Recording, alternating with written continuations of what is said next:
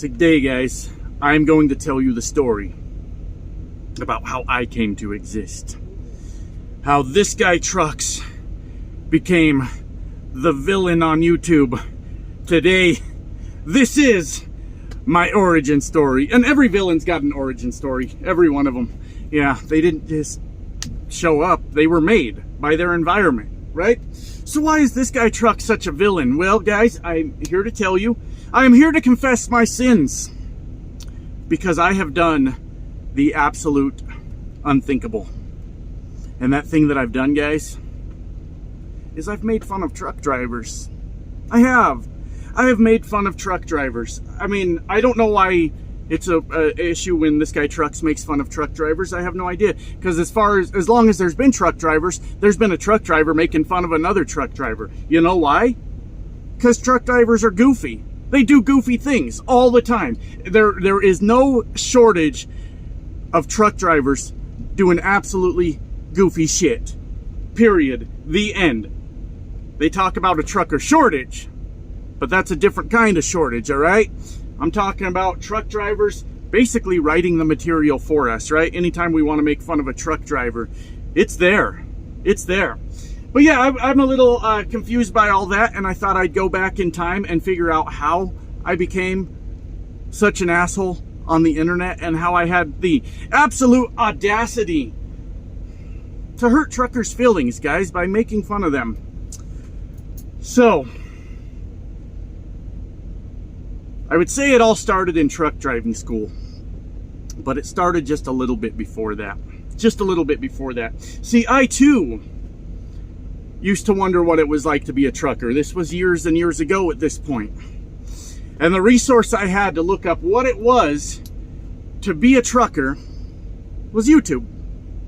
So I would watch YouTube videos of truckers, trying to figure out what it was like to live the life of a trucker. You know what I learned? The same thing you guys learn from me now. The same thing the younger generation learns from me these days. Absolutely fucking nothing.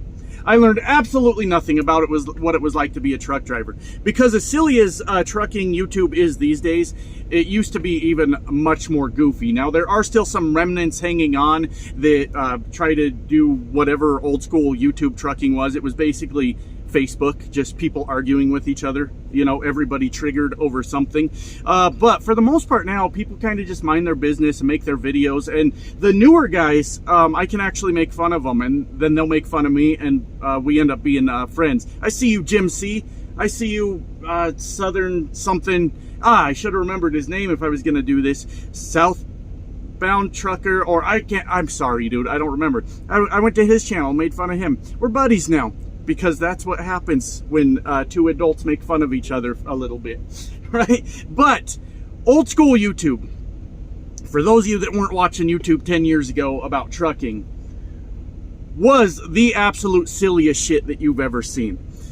It was a bunch of, for lack of a better term, dumb hicks that apparently thought they were fucking mathematicians that spent all their time breaking down everyone else's finances, just super worried about what kind of money everyone else was making, right? And then they would get their piece of paper out and they'd make a video proving that the other guy was lying to his audience about how much he was. Oh my God, the cardinal sin of lying about how much money you make. I don't fucking know. I don't give a shit. And then, so they'd be there with their little piece of paper, writing out the freight rates and how much fuel costs and how much fuel mileage that guy's truck gets and what that guy's home expenses are. And then they'd be like, so when it really comes down to it, you're only making this. And like, I thought these guys were actors. I didn't know they were real people. I didn't know this is how they really acted, and maybe it was just a show for YouTube, but they were obviously wrestling fans, right? They really liked the WWE and WCW, you know, after they'd get done doing math, which in itself is a hilarious fucking thing to think about. A bunch of brainiac truckers sitting around doing each other's math, you know, watching each other's books, all taking care of each other's accounting. But then they get real mad at the guy, and they'd be like, and if you think that you made that much money, you come meet me on Fuel Island, brother, and I'm gonna whip your butt. I'm gonna pound your butt. I'm pretty sure that's what they said. I'm gonna pound your butt. I don't know. fuck, I wasn't the one making content back then. It wouldn't have been my choice of words. But hey, that's what it was. So it was then that the sort of seed was planted in my tiny brain. And that seed that was planted in my tiny brain was, it's possible, in theory, that truckers are a bunch of goofy motherfuckers. But this was a small sample size, right? Maybe this is all for the camera. It's all just silly acting for the camera to be the most over-the-top person on YouTube trucking. Whatever. I mean, I guess somewhat that's kind of a goal of mine too. Like, I want to make good videos that people like. I'm not going to lie about that. I guess just my idea of what I think is a good video is probably not threatening violence against other truckers because I'm upset about how much money they're. I don't fucking know. It doesn't matter to me. But that's, like I said, that's kind of where the seed was planted, if you will. But it was when I got to trucking school. Sorry, I'm getting unloaded right now. But when I was going to trucking school, that my eyes were really opened to the fact that a lot of truckers just act this way. You know, this arrogant attitude about how much better they are than the rest of the population because they drive a truck. That's it. Like, truck driving's not a difficult thing to do. There's times where it's a real pain in the ass, where, you know, things are a little bit different. Right now it's cold, and I don't like that. Damn it, trucking is super hard. Trucking is really hard. But just this dumb, arrogant fucking attitude. And if you got it, a truck brought it, and thank a trucker. Like, if people say thanks to me in my comments, it makes me feel a little bit uneasy. I'm just a guy that needed a paycheck. This is the way I know how to make one. That's it. That's it. I'm sorry. I've been in trouble so many times on YouTube for saying that I drive a truck for a paycheck. The whole time I was supposed to do it for my love of trucking, for my love of being locked in a box all by myself for months at a time, and, you know, just not living like my best life sometimes. That's the reason I should have been doing it, and not for I don't fucking know. I don't decide why people do what they do. It's not up to me. But I lost what I was saying. I forgot what I was saying. But yeah, there's no reason to thank me. I really just needed to provide for my family, and this is the way I found to do it. So I don't make videos so you guys say thank you for trucking. If you enjoyed the video and you really liked it, then you say thanks for making this video. That warms my heart. That warms my heart that people watch the videos that I make. Anyways, so first day of trucking school, walk in and there is this just cocky ass chubby bastard standing at his podium waiting to teach us a goddamn class, son, right? And he just had a really shit attitude. This is a guy that works at a trucking school. It's his job to educate. And you could just tell by his demeanor that, like, he thought he was king shit, man. He thought he was a real badass up there. And he was a really frustrating person to learn from because he talked all in trucker slang terms and never introduced those terms to anybody. He would just say them, and then he would scan the class to see if anybody knew what he was saying so he could figure out who he thought was a fucking idiot, right? So if you would ask him, like, what he was talking about, like, he would make fun of you in class, you know, the school that you're paying for. Like, if you were like, what does that mean? Oh, you don't know what that means. Well, maybe you're not cut out for this trucker life. Shut the fuck up and teach me. Damn, I'm in a trucking school, right? I remember one day he was on and on about twin screws and single screws, right? If you have never been a truck driver before, you're just getting into it, you may not know what that means. Well, trucks normally have 2 drive axles. That's a twin screw. But sometimes you see the truck out there with a single drive axle, and that is a single screw. Now that I've introduced those terms to you, I can explain to you what I'm talking about, right? But without introduction of those terms, you're like, I have no fucking clue. He would refer to the dashed line down the middle of the interstate as the zipper. Okay, that is a term that some old truckers use, and then that is also a term that for some reason other old truckers gaslight you when you say it, and they go, I've never heard that term in my life. I've never heard anybody call it the zipper. What is this guy talking about? But he would call it the zipper. And truck drivers for some reason used to call each other hands, right? I don't know why. It's not the nickname I would call other dudes around me. Hey, hands. Whoa, that sounds a little filthy, little erotic, I guess, but it's not the choice I would have made for calling my friends, but that's not up to me. I don't decide these things.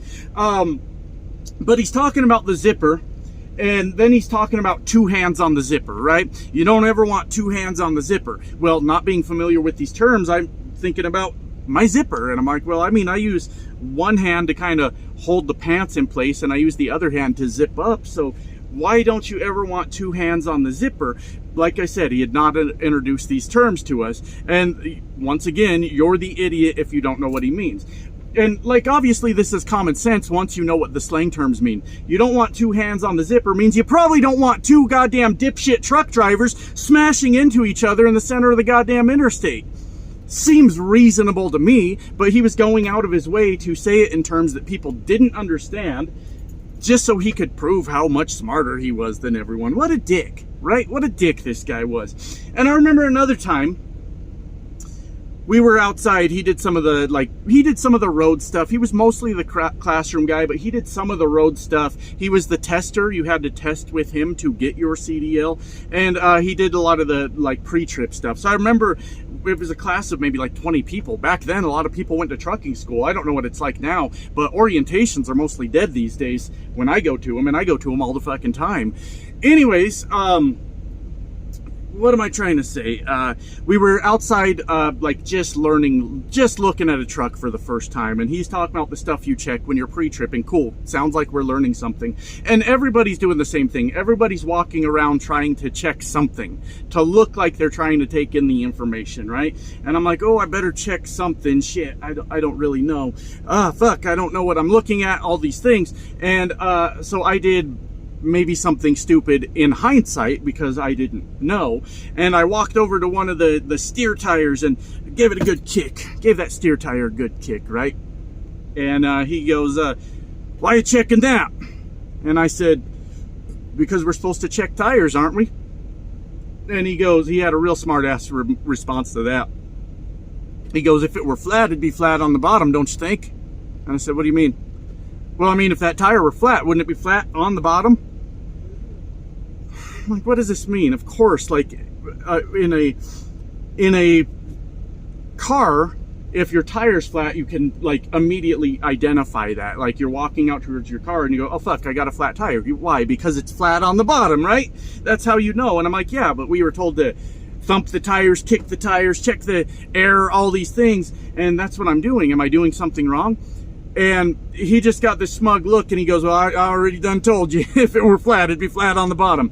Here's what he was actually telling me. Instead of telling me, on your drives and your trailer tires, your trailer axles, they have duals, right? So the thing with the duals, if you've got a tire that's low or flat especially next to a dual that's fine, you may not know that it's flat, because the weight is being supported by that other tire. That's why just looking at a tire on your drives and your tandems doesn't really do anything. It doesn't tell you that tire is flat.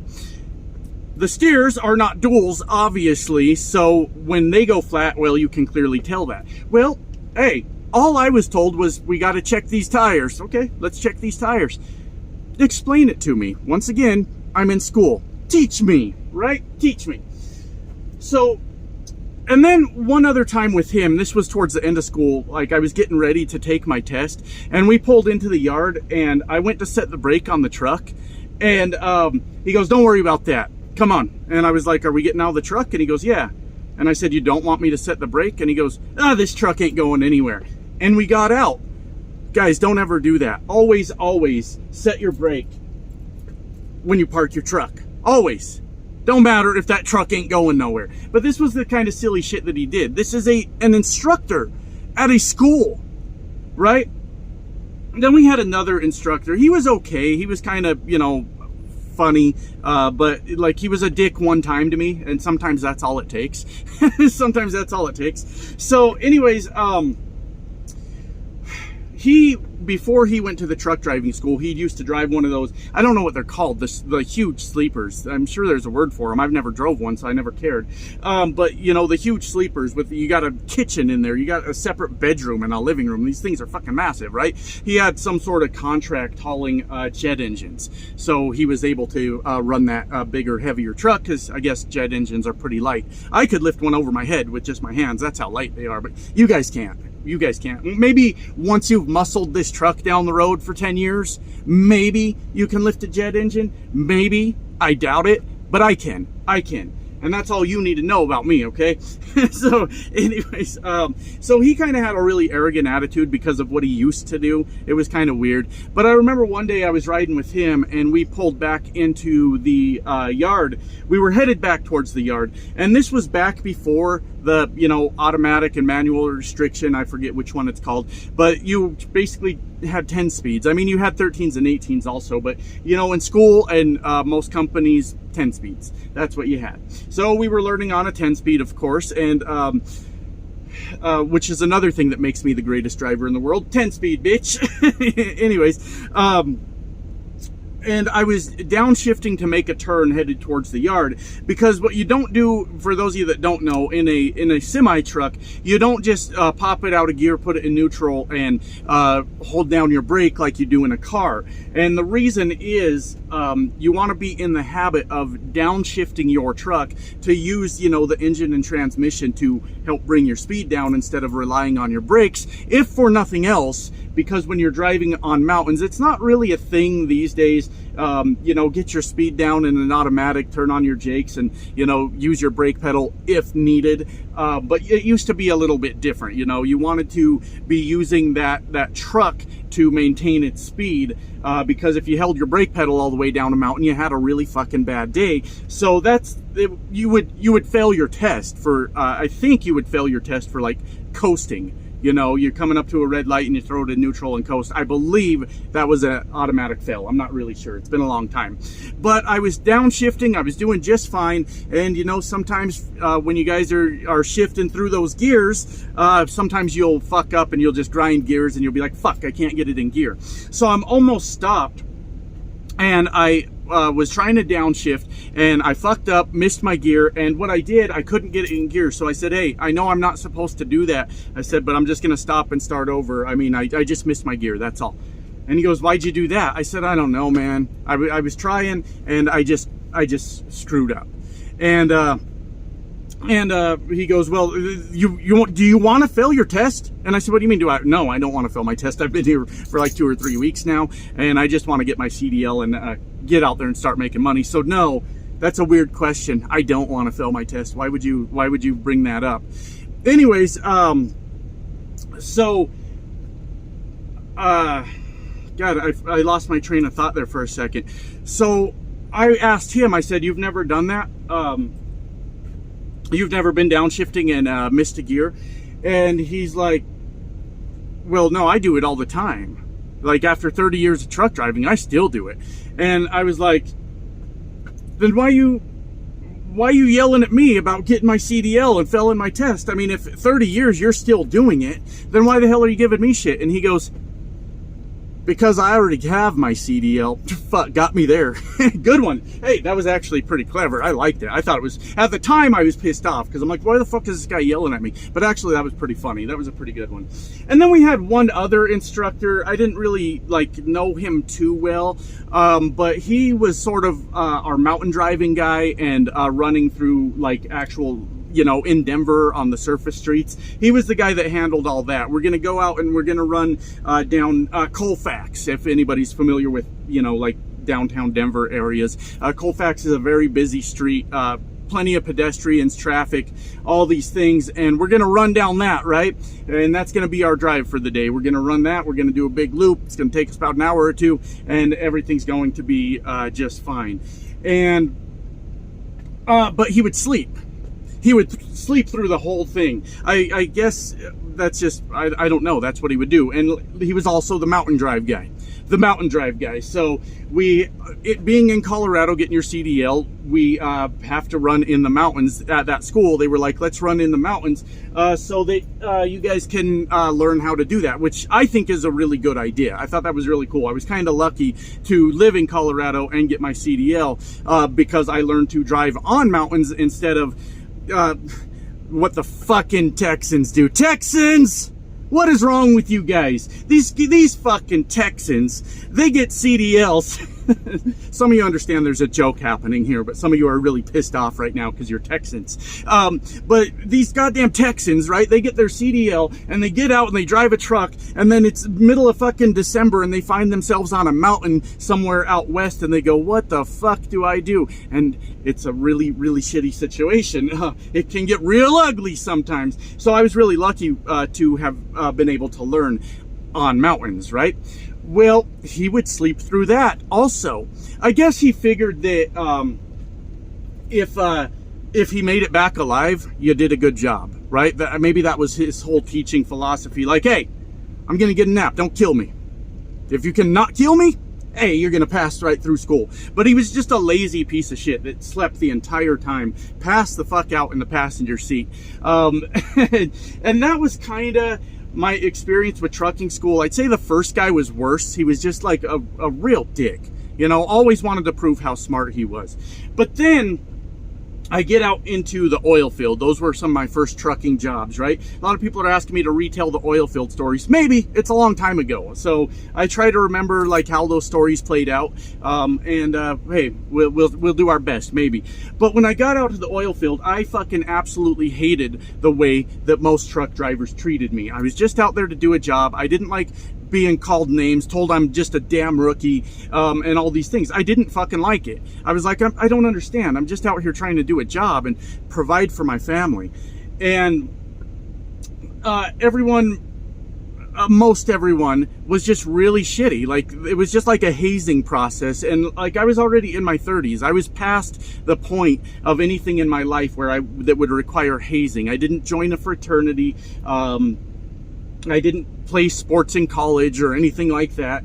So there was no reason for there to be a hazing period in my life. I was just a guy that got a CDL, got a job in the oil field, and people would just talk a lot of shit to me.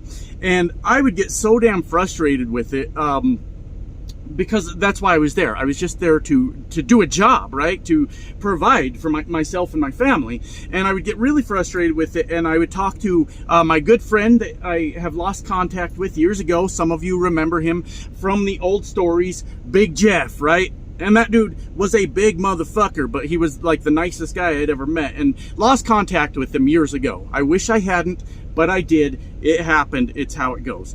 So, I would, be all frustrated, and Jeff would be like, hey, what's wrong, dude? I'm like, this fucking guys won't stop talking shit to me, man.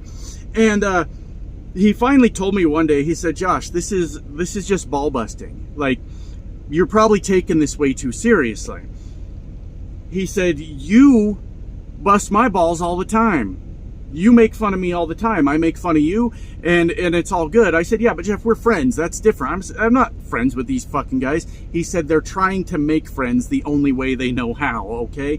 Look at these fucking guys. He said, just look at them. Do these guys look like they have social skills? Do they look like they know how to make friends with someone? They're doing it the only way they know how. They are trying to be your friend. Bust their balls back. He says, I know you got it in you, because when you fire on me, I'm like, God damn it, this motherfucker. Always with the quick comebacks, always with something to say. He's like, so let him fucking have it, right? So I did. I started making fun of them back. That's how we ended up with classic stories of guys throwing their fucking hard hats across the damn oil field. Mainly because he was just being a dick about everything else, but we would make fun of him all night too. And he'd end up launching his fucking hard hat across the damn oil field because he's just pissed off, right? And it ended up getting really heated out there. A lot of people really started to get really frustrated with each other, and I found that I was kind of at the center of that. Like, well, yeah, but I was just trying to do my job, and fucking Josh started talking all kinds of shit to me. And so I go and consult my friend Jeff again, and he goes, yeah, man, he said, these guys are guys that have been repeating the same shit to people for the last 30 years. You know, I've driven more miles in reverse than you've driven going forward, you know, and they all just repeat the same insult back to each other. He said, I did tell you to bust their balls, but you introduced a bunch of new shit. And now they got to spend the next 30 years thinking up clever comebacks to that. And you really pissed them off. And I'm like, Jeff, damn it, I wasn't trying to piss them off. I was trying to, like, bust their balls, right? And he said, yeah, I know, dude. He said, those guys, apparently they're too fucking sensitive. They wanted to talk shit. They didn't want someone to talk shit back. He goes, maybe I misread the situation. yeah, maybe so, Jeff. Maybe so, Jeff. But then, see, that also happened when I decided to start making YouTube trucking videos. Very small, hardly any viewers, you know. I don't take it the wrong way. I'm happy for any viewer I can get, because life is really hard out there, right? So if you can get somebody to watch your videos, that's pretty damn cool. So I'm happy for any viewer I can get. But I remember, you know, I'd get maybe 20, 30 views on a video, right? And then out of nowhere, this angry old trucker would show up and say, you're a rookie trucker, you ain't gonna do shit, you ain't shit, all these things. And I remember way back, there was some guy that, like, literally I had like 20 or 30 viewers per video, and he's like talking all kinds of shit to me, a paragraph, you know, like the fucking boomers do when they go off on a fucking tangent on the internet. And this whole thing about what a piece of shit I was, right? And then he said, but why do I even say these things? Because we know your cult is gonna hang on to every word you say. And it was the most pathetic cult you had ever seen. I didn't even know I had a cult. I had no idea. Most pathetic cult you've ever seen. 20, 30 views on a banger video, like a good video, right? That did well. 10 views if I was lucky on most videos. I'm like, this fucking cult is pathetic. That's where the joke used to come from when I would open up videos by saying, greetings, my children. It was because I was making fun of this idea that I was running a cult when, like, I had a very, very small channel. So I started making this greetings, my children opening, and boy, that set so many fucking people off. Like, they lost it. Who does this fucking guy think he is? Now, the reason I don't do it now is because I know that I can actually grow a channel. You guys watch, and the channel gets bigger and bigger. So it seems like kind of a shitty thing to do, be like, greetings, my children, when there's a lot of people that watch, you know? So it seems like a really shitty thing to do now, but it was funny at the time, right? And so after all these times of, like, shitty, angry old truckers coming to my channel to make fun of me, I started making content making fun of the goofy shit that old truckers do. Busting balls, right? I'm gonna fire back and I'm gonna make fun of their stupid asses. I'm gonna make fun of the silly shit they do. Oh, they didn't like that. A lot of tears were shed. A lot of tears were shed in that process.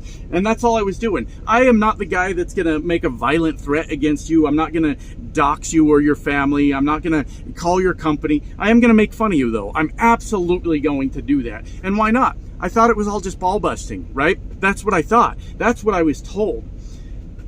And there used to be a time on my old channel. This is a really stupid thing that I used to do. When people would get angry at me and, like, make videos about me, I used to listen to that. These days, I don't fucking know. What are y'all talking about? Is it about me? I don't fucking care. I don't give a shit, right? But I used to really care about those things. Like, and what I realized is that a lot of these people that were mad at me were mad just to be mad, right? They did, like, the reason would always change. But I remember, one guy I was kind of going back and forth with. I used to do live streams. This was really stupid, but I used to do live streams where I would actually bring these people on that had an issue with me, and we could hash out our problems in front of my YouTube channel for some reason. It was a dumb fucking idea. Give a fuck what your problems are with me at this point. I don't care. And what nobody wants to do that watches YouTube is listen to two dumb fucking hillbillies argue back and forth about what their beef is with each other. Fact of the matter is, I don't know these people and they don't know me. If they want to sit there and be angry over my videos, that has nothing to do with me. I've got other shit to do, right?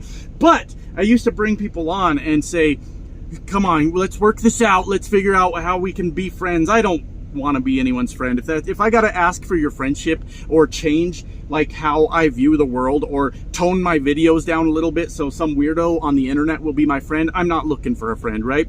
But I remember I had one guy on that was always like constantly starting shit with me. And I'm like, dude, I don't get it. Why are you always so fucking mad at me? Why is it everything I do is wrong? And the answer to that was I had grown a pretty substantial channel at the time. A lot of people were mad. Fuck, I didn't know. I just was making the videos I wanted to make. I didn't know people were gonna watch in droves like that. I had no fucking clue. But what he told me was, Josh, we were all just busting your balls. We were just making fun of you. And then when you would fire back on us, like you would go like too hard, like you would make jokes that we didn't know how to respond to, and like then it just caused us all to get mad at you and like basically drag your name through the mud because we didn't have a comeback to the thing that you said, so we just went for personal attacks and all these things. And I was like, really? That's the point of shit talking, isn't it? Like you're gonna shit talk a guy and he's gonna say something back to you, and then whoever has the wittiest comeback that gets the other guy to shut the fuck up is the winner of the shit talking war that just broke out. That's how it works, right? And that's the story. And I always laugh at it because I always make fun of the fact that by definition, I am a millennial. You don't believe me? Go look up what years were millennial, because everybody goes, millennials are 19. Yeah, millennials were 19 over 20 fucking years ago, guys. So, but I always make that joke that it's like, I'm supposed to be like the fragile millennial that cries about everything, but all I do is make fun of goofy shit that truckers do. And I make fun of goofy shit that truckers do because truckers were absolutely relentless to me when I showed up in this industry and just wanted to provide for my family. So, all I know is I'm winning the shit talk battle. That is my origin story. And that is how the evil villain, This Guy Trucks, came into existence. Y'all have a good day now. Now we know my story.